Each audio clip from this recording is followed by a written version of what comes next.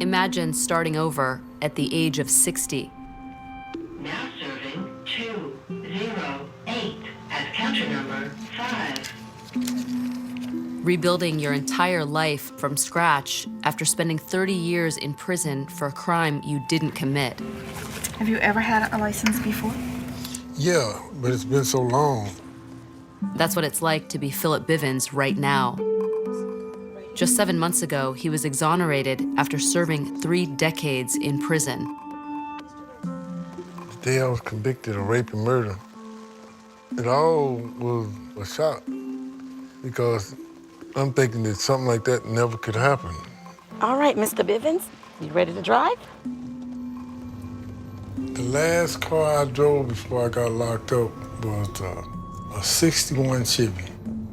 It was white all over and it had a little red stripe coming down the side. I was young then.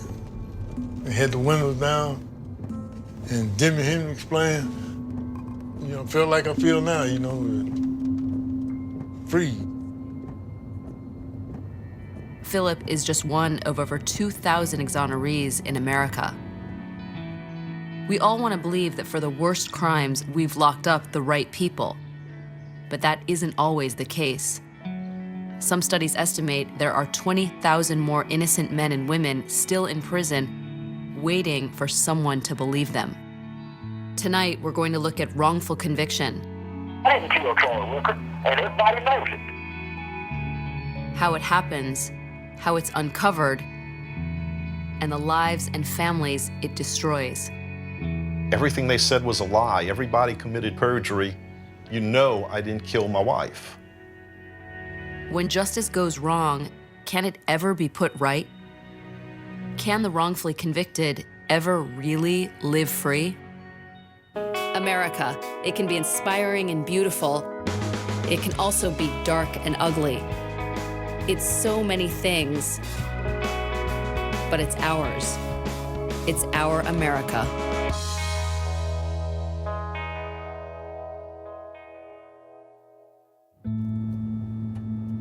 I'm driving through southern Florida on a beautiful afternoon, about to meet a woman named Sherry. Right now, she's in the middle of something very dark, very urgent. Hey, Eve. I'm doing good, thanks. Better than I thought I would be doing. She's preparing a funeral for a man who's about to be executed for murder in just 3 days. When they cremate him, do you know if I pick up his ashes, or how does that work? And that man is her father. He had a couple of photos that he wants me to hold. The warden said they had changed the glass and we're not going to be able to see each other. Do you know anything about that?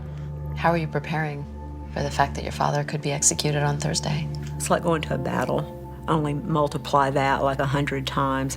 It just takes everything out of you. But this story has a twist. Thomas Arthur is a man with a shady past. He was even abusive to Sherry when she was a child. And yet, after 30 years on death row and 4 canceled execution dates, she continues to stand by his side. Because even though he wasn't a good father or even a good man, she has doubts about whether he actually committed this crime. Sherry just wants to know the truth, and she's not the only one. So tonight, let's take a look at the case of Thomas Arthur. Despite there being no physical evidence linking Arthur to the murder, no murder weapon that was found, and the confession of another man to committing the crime, Arthur is set to be executed on March 29th of this year in Alabama. So once again, there's a possibility that the convicted is innocent. Thomas Arthur's story begins on February 1st, 1982. That's the day a man named Troy Wicker is found murdered in his bed. Investigators have a suspect, Wicker's wife, who hired someone to dress in blackface, wear a black wig, and kill her husband. She's found guilty, and in exchange for a short sentence, she claims the hired killer was Thomas Arthur. Do you believe your father killed Troy Wicker? I don't know if he did it. I don't know if he didn't do it. I would really like to know for sure. I might be able to handle this a little better if I knew he was guilty. During my visit, Sherry gets an important call, one she's been waiting for all weekend. Hey, Dad. Yeah, are you there? Yeah, I need to say a lot of stuff here. We ain't got the time. Dad, you're gonna have 10 minutes. You're gonna have 10 minutes. You need to calm down just a minute. I'm gonna be talking to the media in the next few days. Are there any statements that you'd like to make to the media? Yeah, there's a lot of stuff. I've got it all written down, laying right here in front of me. But it's impossible for me to say it within this time frame. I know. If they're gonna murder me, they're gonna murder me, period. I didn't kill Troy Wicker, and everybody knows it. Are you scared right now? How do you feel? No, hell no, I'm not scared. I'm mad. I'm pissed off because I can't get in the courtroom. I They're know. gonna kill me without due process. I know. I'll make sure that the letter that you wrote to the governor gets published. And that has most of the stuff that you want to say, right? They're gonna cut us off, sweetheart. Honey, I love you. Please be careful on the road, okay? I will. I'll be careful. Okay. And you need to calm down a little bit. You need to try to calm down a little bit and take a deep breath. And I know it's hard right now, but he's gone. That's it. Y'all just have to excuse me for just a minute.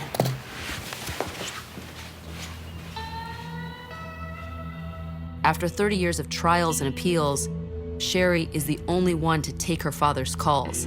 That's the hardest part. And that's because aside from the lawyers, she's all he has.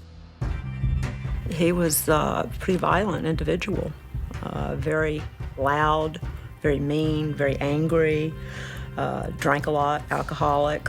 I had 2 stepmothers. He would beat them really bad and beat us too. There was just a lot of violence. Not only was he violent, murder is something he's done before. 5 years before the Wicker case, Thomas Arthur shot and killed his sister-in-law in an alcoholic rage. He pled guilty and was put on a work release program after 5 years.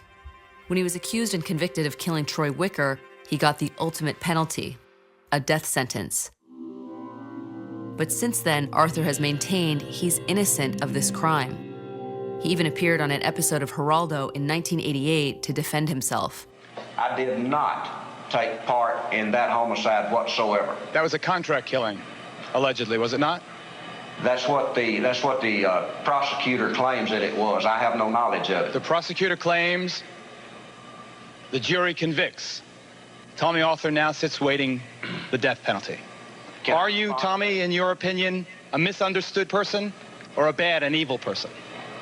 Neither one. I just need a fair trial, Mr. Rivera. For years, not even his daughter believed him. He'd write me, get letters to me, and kept telling me, I really didn't do this. I really didn't do it. 10 years of it. Just never believed it. So at what point did you start to think there could be some truth to what he's saying? I actually wanted some closure. And I started looking at the case. I started seeing a lot of questions. The more involved I got, the more questions I found. People might be watching this and say, Thomas Arthur was a violent man, convicted of murdering someone. He's a killer. I really stepped back and I looked at evidence and lack of evidence, and I just don't see it. The arrow points more toward innocence than it does guilt. Just what are those arrows? To begin with, there is no physical evidence that Thomas Arthur was ever at the Wicker home. Fingerprints and hair samples never matched. In 2002, 2 men swore they were with Thomas Arthur 75 miles from the crime scene the day Troy Wicker was killed. And in 2008, another convicted murderer confessed to committing the crime himself. But the state didn't believe him. In the eyes of many, Thomas Arthur is a bad man and better that he be put to death. But this is a story about truth and justice, and the ways wrongful conviction can happen. And in this case, I have to ask, are we about to watch the wrong man die? Sherry, who once wanted nothing to do with her father, is now fighting for his life, to buy more time and to get the answers. If your father is executed on Thursday, you'll still have a lot of those questions. Yeah. How will you live with that? That's going to be the hard part because I'm at peace with certain aspects of this, with the exception of knowing for sure if he did it or not. If it were determined that your father is guilty, would you be okay with him being executed? That's a tough question, and it's one I've thought about. That's what he was sentenced to, was death, and if he is guilty, then he should be executed. I never set out to try to prove my father was innocent, or what I'm trying to find out is the truth. It could go either way.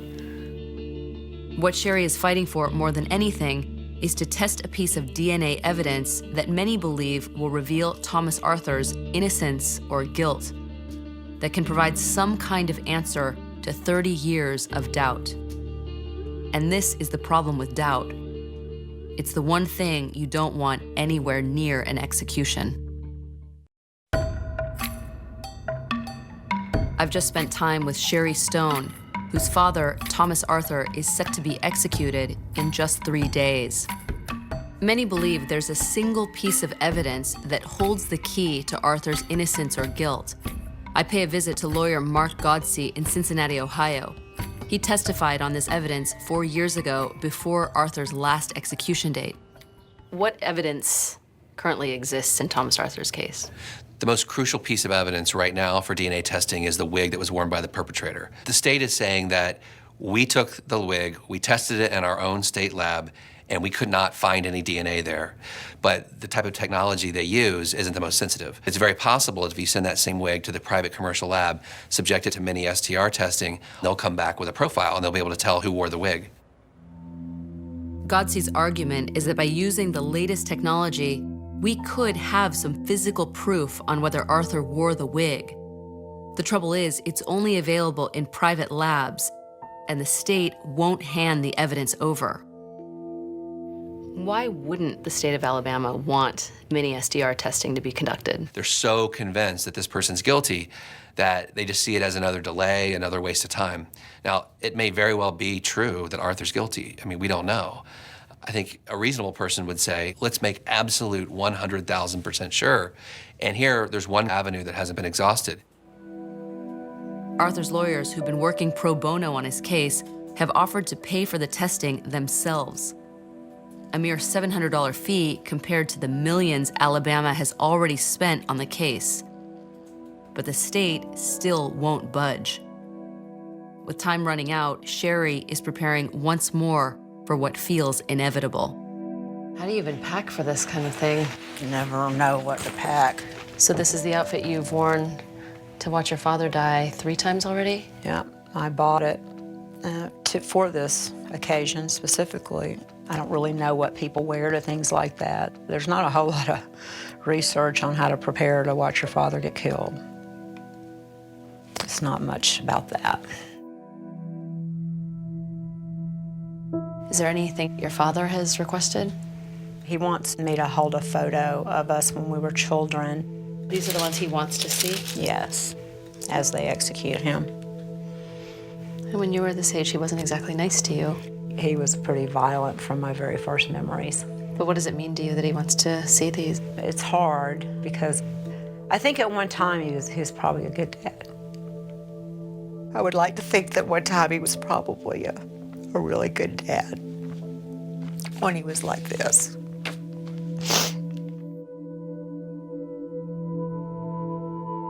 So tomorrow, Sherry will make the 8-hour drive all alone for the 5th time to watch her father be executed.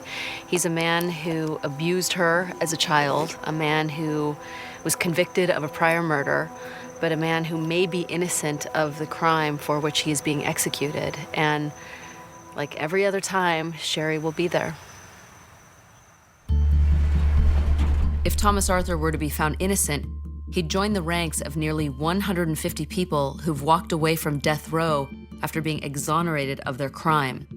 But freedom is a transition that comes with its own set of challenges. How y'all doing? In New Orleans, there's a special community for those who've been exonerated. It's called RAY, which stands for Resurrection After Exoneration. And it functions as a sort of halfway house, a place to refocus and recover with the very few who can relate. You know, whenever I have nowhere to go, I get kind of angry, I go over there and just hang out with the guys. Who better can relate to me than another guy who's been on death row? You know? We survived death row, we could survive the desert. If we could survive death row, we could survive anything, bro. Michael came here 6 months ago from Virginia, where he was living out of his car. Derek came from Ohio in need of a fresh start. A frequent visitor is Dan, a New Orleans local who's been out since 2004, but his life as a free man is still barely underway. Right now, I don't even know how to cry. I haven't cried in years, because I don't know how. It took me years to learn how to laugh and smile again. That what prison do to a good guy. I'm about to meet more of the men who've been set free. I want to know, how did they get out? Who listened? And after facing execution or life in prison, are you ever really free?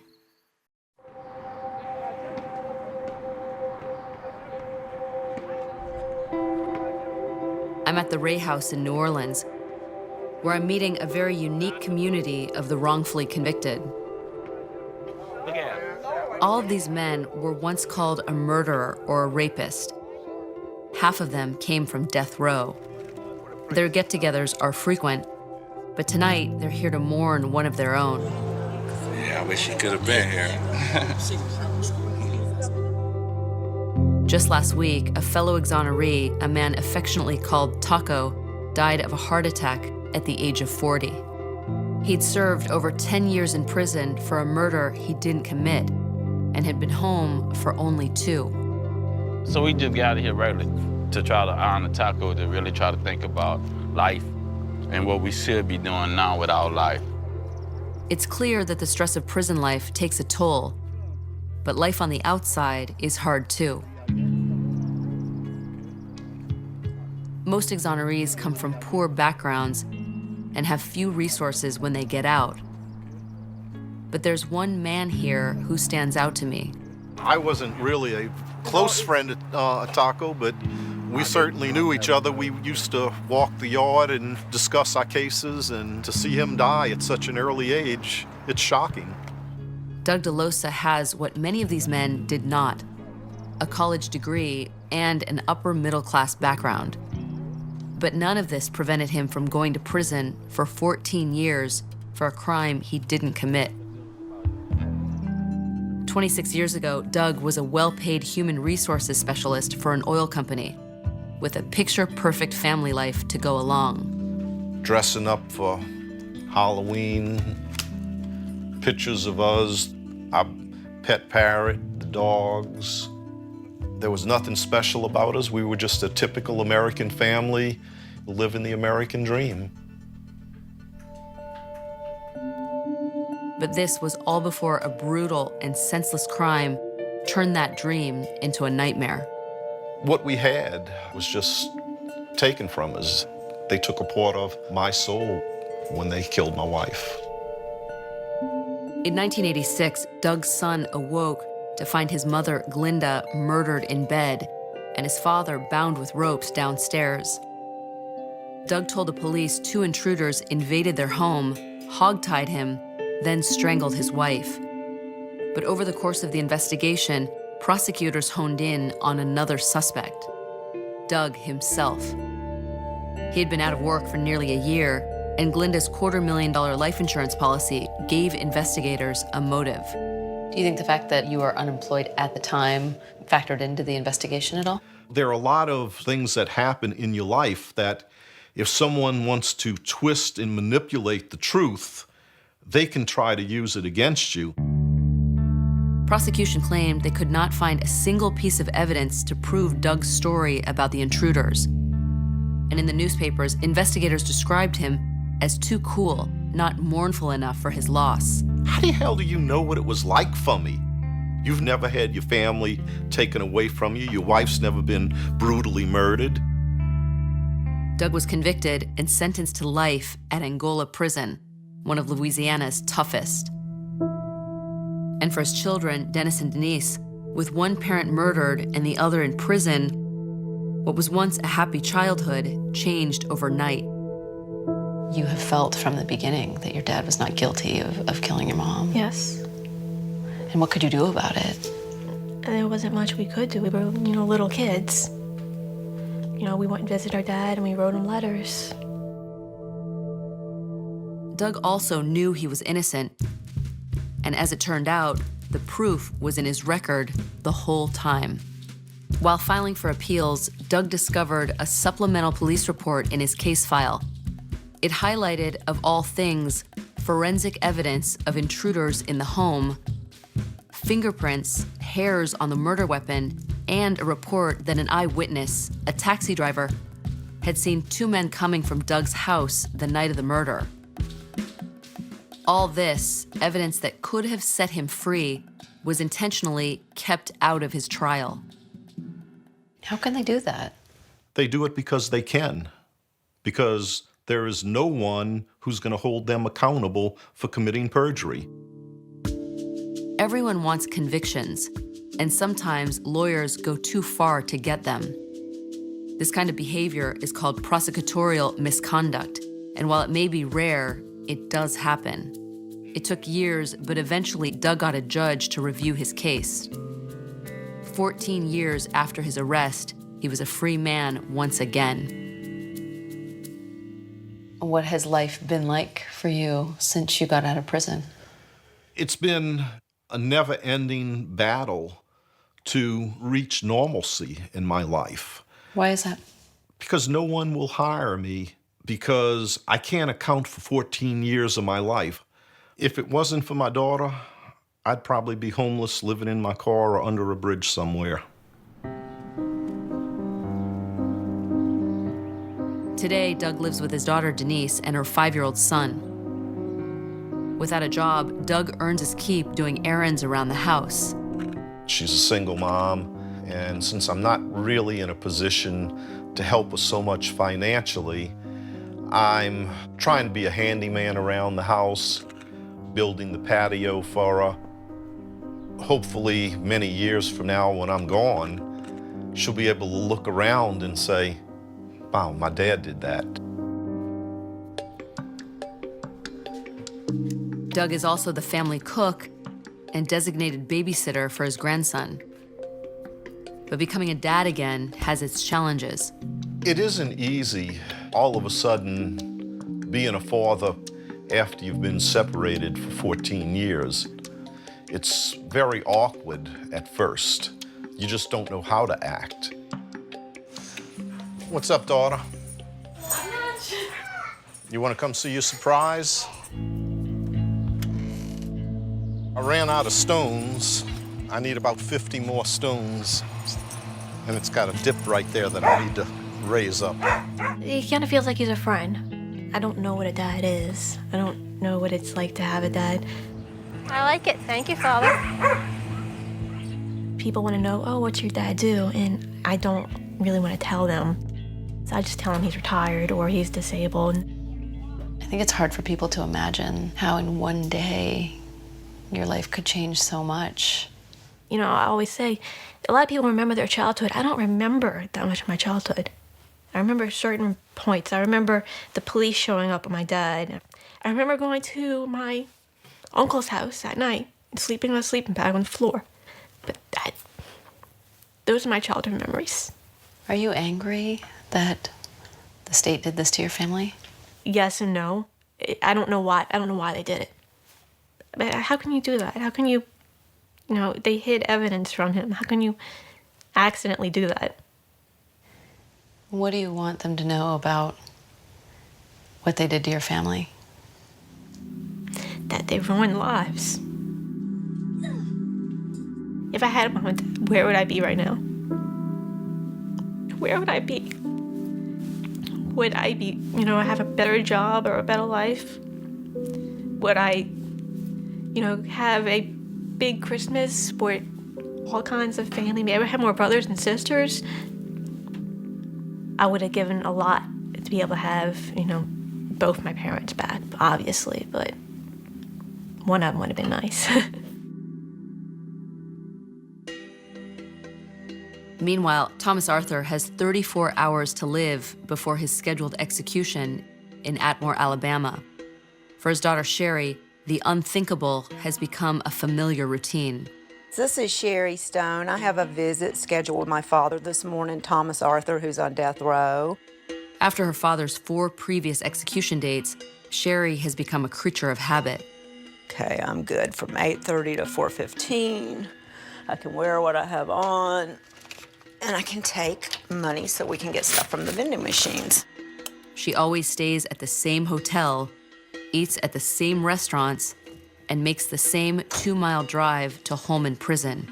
Today, that routine may finally end. This could be her last and final visit with her father. Thomas Arthur has 34 hours to live before his scheduled execution and is now under death watch. 24-hour-a-day observation to prevent, of all things, a suicide attempt. Every time I see this road, I just dread it. When you start driving into the prison parking lot. But he's also allowed full-day visits up until the execution with family and friends. His daughter Sherry is the only one who comes. Yeah, I'm ready. We'll have a good visit. We don't usually talk about anything bad. No cell phone. Take this, I can't take the lip gloss. And all I can have with me is my keys and my glasses. No jewelry, except for my wedding band. There are strict rules against filming inmates on death row in the state of Alabama, so our crew stays behind. I stay in the hotel and read the news reports. So Sherry is visiting her father, who's in death watch right now, and news is hitting the wires that Thomas Arthur might actually not be executed tomorrow.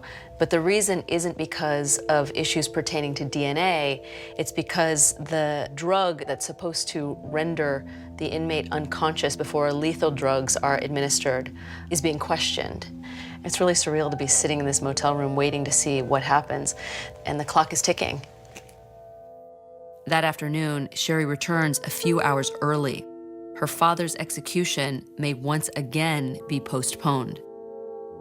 So, how was today? The warden came in around 11 o'clock and said that he had heard the 11th Circuit had denied the state's motion to lift the stay. When I left there, I called the attorneys, and they said, we're not out of hot water yet. They could just call me at 11 o'clock tomorrow night and say, hey, we're having an execution.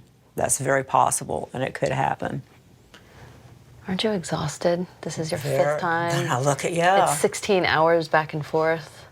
Yeah, it's like this every time, too, and it's very exhausting. We went through funeral arrangements again. We went through saying goodbye today. We go through emotional ups and downs that are so intense, you can't even put it into words. And I'm sure the victims' families are exhausted, and they're going up and down like this, and it's just a complete nightmare. I do think about Troy Wicker's family and friends, and I wonder if the roller coaster is the same for them. Our attempts to reach them for this story were unsuccessful. But in 2007, Troy Wicker's sister submitted an affidavit saying, I have never been sure that Tommy was involved in Troy's murder, and asked that the state do everything they can to test the DNA evidence. For Sherry, and perhaps for them, tomorrow will be a trying day, a 24-hour battle between state and lawyers over Thomas Arthur's life, while everyone else waits on the sidelines.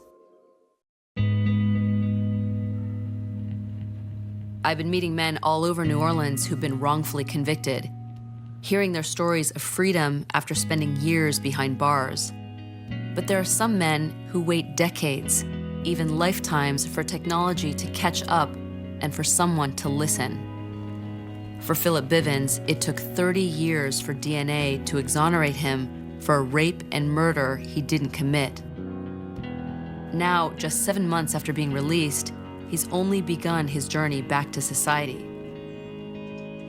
When we came out the front gate, they built all those highways and stuff, and wasn't none of that there when I first went there.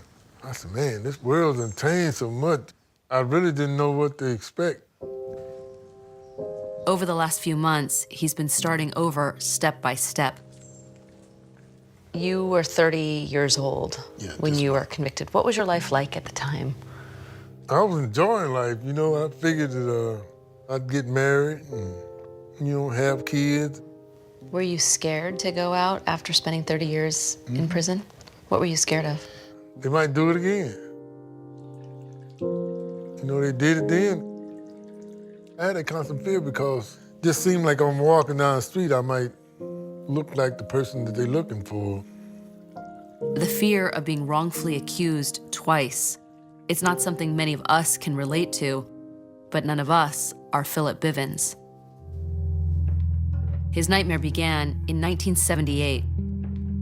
Philip was a truck driver accused of one of the most gruesome crimes the Deep South had seen: the rape and murder of a young woman in front of her son. And the public was hungry for a quick conviction. Hoping to build a case, investigators pressured Philip to plead guilty, threatening him with execution, and it worked. And I played guilty to it because, I never thought that you could be convicted of something that you really didn't do. I figured, this is rape and murder and stuff like this. In the end, someone would find out that you didn't do this. Philip assumed an investigation would later prove his innocence, but the guilty pleas were all the jury used to convict him. His freedom came thanks to Emily Ma of the Innocence Project, a nonprofit group of lawyers who help reverse the convictions of wrongfully accused people like Philip. Why do you think they all pled guilty? I think very often vulnerable people are willing to just take the lesser of two evils, really. The greater being that you might get convicted of something you didn't do and be executed, which was a very real possibility in this case because it was a very grim crime. False confessions account for up to a quarter of the wrongful conviction cases overturned by the Innocence Project. I am ordering that Mr. Dixon and Mr. Bivins be released. Fortunately, DNA evidence from the case still existed. Thank God. Thank God. One would assume the happy ending starts here. But there's a long way yet to go for Philip. For Philip, who's, I think, a very pensive guy, the shock, I think he's still absorbing it. He walked out to a completely different world than the one he left 30 years ago. Philip left the world at 30 and returned an old man, but he's found someone to help him transition into his new life. A new girlfriend named Ethel. Oh, the energy drinks. Yeah. You like them? Yeah. The energy drink is not good with blood pressure pills? I do not know. Since you said that, I might leave them alone then. Do y'all cook together a lot? Philip does most of the cooking. You remember how to cook, Philip? No. I have to answer a question. Yeah, he does. He put a skillet that doesn't belong in the oven I was cooking. With Ethel, Philip has found something essential: a companion and an advocate. What do you like about Ethel? She's smart. She's smart. That's what I tell you, like my brains. Yeah. A lot of things Philip takes, I don't take off people. And I step up to the plate where he doesn't. They're letting people make decisions for you, telling you what to do and when to do it and how to do it. I don't know if is it prison life that made you that way? Ethel is helping Philip begin anew, starting with one thing he's never had: an education. He doesn't have a GED, nor does he have a high school diploma, so you have to take this test to see how you fare on a college level. All right. Philip is taking a test to qualify for classes at a local community college, and he's in for a shock. When he was in school, he had to take the old paper test, and this is a computer test. Everything's changed. While in prison, Philip was serving a life sentence, so educational or vocational programs weren't available to him. The assumption was he'd never get out. Oh, goodness. What time is it? He's been in there a long time. And I think he's dotting every I, crossing every T, making sure all the syllables are right, making sure he hits the right button. After 5 hours, Philip finally emerges. How you feel? Let me see. You don't know how to read it? What you did? So what is this? I probably did, babe. Gotta get somebody to explain this. You gonna explain it to him? So what we doing? All right, now, you did not get a passing score, but you can take it again. For now, it's a failing grade, and Philip will have to try again later. But with every hurdle, he seems to take it with quiet acceptance. I find it astounding that he's not really pissed. He's just very calm and peaceful. I think a lot of anger that you would expect to see in people who've been wrongly convicted has to drop away when they're in prison, or they wouldn't survive. They would just go mad. It seems funny to say, but in a way, Philip is one of the lucky ones. There are many cases where DNA evidence is destroyed, lost, or the state just simply refuses to test it. Sherry is still waiting for the new technology to be applied to her father's case, and their time is running out. March 29th, 2012, the day Thomas Arthur was scheduled to die. There is a stay of execution because of disputes over a lethal injection, but his daughter Sherry is doubtful it will stick. It's real frustrating that a lot of people are getting so caught up in this lethal injection issue. This issue is not going to hold up in the courts. They could actually lift this stay 15 minutes before midnight tonight and go through the execution. So I'll be on pins and needles until midnight tonight, 12:01.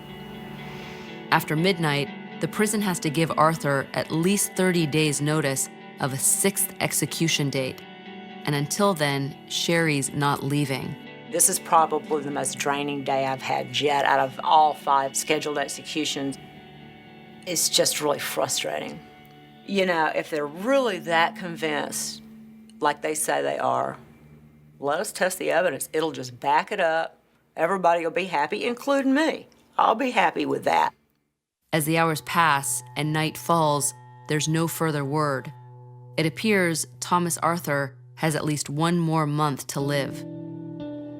It's just after midnight, so it looks like Thomas and Sherry, for that matter, are off the hook for now. It's pretty safe to assume that this is only temporary, and the likelihood of Sherry having to come back here for a 6th time is very high. The next morning, Sherry is on the road back to Florida, her 5th return trip from a canceled execution. But at the very least, Sherry has more time to try and get the evidence tested, more time to try to get the answer she needs. It should be important to everybody if a person is guilty or not, if we're going to execute them. I think everyone, no matter what you think about him, no matter what you think about anybody, we should know people are guilty. So you haven't fished in a long time, have you? No. Philip Bivins was never on death row, but after 30 years, he did, in a sense, lose most of his life to wrongful conviction. He's entitled to $350,000 in compensation for his years lost. Even so, it's hard to imagine putting a price on half your life. My mother, she passed when I was locked up. I had a girlfriend named Karen. You know, we planned to get married. When I got out, you know, recently, I thought about looking her up. I said, no, I'm gonna just leave her alone, you know. Do you sometimes think about the things that you could have done over the last 30 years? Like, what do you think you missed out on? Life itself, you know, getting married, raising a family, you know. I think about that a lot. That was something that was really important to you, right? Having kids. Yeah. I think just about every man wants that junior, you know, someone that just like him, or he can teach and learn him something. Now at 60 years old, you're finally a free man. You've always been an innocent man, but now you're a free man. What do you want to do in your future? I just want to enjoy the years I have left, you know. You know, I watch Philip and I look at this man who has lost 30 years of his life, and even though he has always been an innocent man, he somehow feels grateful and appreciative of the fact that he's free now. You got one. Oh no, look at the... A little bit. No. That's a shark, man. Yeah, that's a shark. I have to remind myself that Philip, with all of his tragedy and hope, is just one of over 2,000 exonerees. And with each story I've heard, I can't help but wonder how many more innocent people are locked up inside US prisons, serving time, losing years for crimes they didn't commit.